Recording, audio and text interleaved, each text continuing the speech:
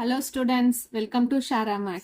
இன்னைக்கு நம்ம வீடியோல 10th standard max chapter 1 relation and functionsல exercise 1.1ல third sum பார்க்க போறோம்.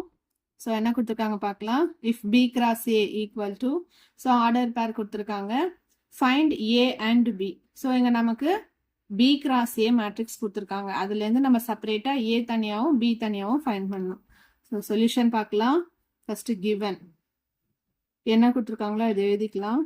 b cross a கொடுத்துருக்காங்க -2, 3 -2, 4 0, 3 0, 4 3, 3 3, 4 நம்ம என்ன ஃபைண்ட் பண்ணணும்? a ஓட செட் ஃபைண்ட் பண்ணணும், b ஓட செட் ஃபைண்ட் பண்ணணும். ஸோ நம்ம இங்கே பார்க்கணும். ஃபர்ஸ்ட் b செட் வந்திருக்கிறதால ஃபர்ஸ்ட் செட் எல்லாமே நமக்கு எங்கேருந்து வந்திருக்கும்? பின்ற செட்லேருந்து வந்திருக்கும். ஸோ ஃபர்ஸ்ட் நம்பர் மேலே நம்ம பின்னு எழுதிக்கலாம் நம்மளோட ரெஃபரன்ஸுக்காக. நெக்ஸ்ட் ஏன்னு இருக்கிறதால செகண்ட் எலிமெண்ட் எங்கேருந்து வந்திருக்கும்? It comes from A set. So ஏன்னு எழுதிக்கலாம்.